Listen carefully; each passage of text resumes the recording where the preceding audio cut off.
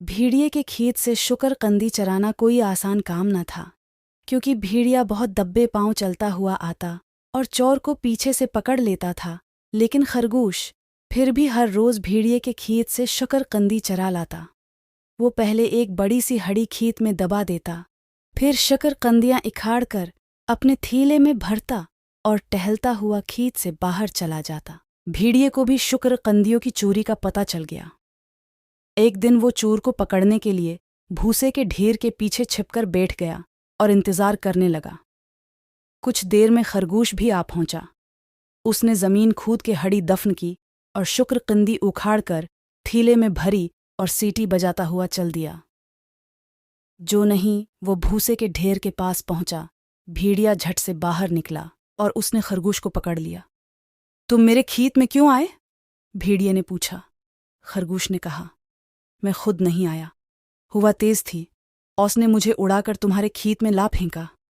भेड़िए ने पूछा, फिर तुमने मेरी शकरकंदी क्यों तोड़ी? खरगोश ने मासूम सूरत बनाकर कहा, हवा तेज थी, मैं सहारा लेने के लिए शकरकंदी का जो पौधा पकड़ता वो जड़ से उखड़ जाता। भेड़िया खरगोश की चालाकी पर हंसा और बोला, ये शकरकंदियां तुम्हारे थैले में कैसे आ गईं?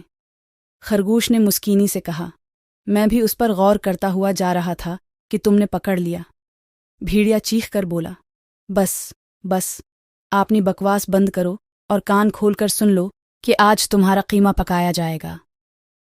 खरगोश ने फौरन कहा, तुम भी कान खोल कर सुन लो कि मैं तुम्हें एक राज बताने वाला था जो अब कभी ना बताऊंगा। वो क्या है भला? भेड़िए ने इश्तियाक से पूछा। खरगोश होंठ भींच कर बोला, बिल्कुल नहीं बताऊंगा, बेशक तुम मेरा कीमा बनाओ या बोटियां उड़ा दो। अब भेड़िए का इश्तियाक बढ़ा। वो जितना पूछता खरगोश इतना ही इनकार करता रहा। आखिर खरगोश ने कहा, तुम ये समझते हो कि मैं इन शुक्रकंदियों की खातिर तुम्हारे खेत में आया था? ये बात बिल्कुल नहीं है भैया जी। तो फिर? भेड़िए ने पूछा। खरगोश ने कहा, मैं डायनासोर की हड्डियां लेने तुम्हारे खेत में आया था। मुझे मालूम हुआ था कि वो तुम्हारे खेत में दफन है। भेड़िए ने कहा, मैंने तो कभी डायनासोर का नाम नहीं सुना, पता नहीं तुम ये क्या जिक्र ले बैठे। खरगोश ने हैरानी से कहा, अरे तो क्या तुम डायनासोर का नाम नहीं जानते? क्या जवान हड्डियों को खा लेता है, वह अपने से सैकड़ों गुना ताकतवर जानवर को मार गिरा सकता है। भेड़िए को खरगोश की बातों का यकीन न आया। खरगोश ने फिर कहा, न मानो, तुम्हारी मर्जी, अगर मुझे मिल गई तो सबसे पहले तुम्हें मार गिराऊंगा, समझे? खरगोश ने लंबे लंबे सांस लिए और जल्दी से बोला, वह ठहरना जरा, क्या तुम्हें भी कुछ खुशबू आई भैया? भेड़िए ने भी लंबे लंबे सांस लिए। उसे करीब ही दफन की हुई हड्डियों की खुशबू आई जो सुबह खरगोश ने दफन की थीं। वो दोनों जल्दी जल्दी जमीन खोदने लगे।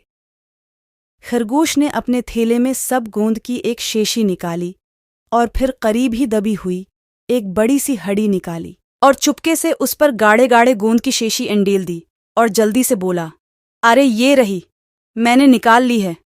भेड़िया बेसाबरी से बोला, लाओ लाओ, कहाँ है? मुझे दो। उसने खरगोश के हाथ से हड्डी छीन ली और चबाने के लिए उस पर मुंह मारा, लेकिन उसके दांत गोंद में गड़कर जम गए और मुंह चिपक कर रह गया। गरगर खरखरखर। भेड़िए ने खरगोश को इमदाद के लिए पुकारना चाहा, लेकिन उसके मुंह से कुछ भी तो न निकल सका। बेचारा कभी एक हाथ से हड्डी खींचता, कभी दोनों हाथों से जोर लगाता। इस कोशिश में उसकी आंखें बाहर उबल आई, पसीने से जिस्म शराबूर हो गया और आखिर हड्डी मुंह से बाहर निकल तो आई, लेकिन उसके साथ भेड़िए के 4 दांत भी बाहर आ गए। खरगोश जो सब तमाशा देख रहा था, अब चुपके से खसक गया।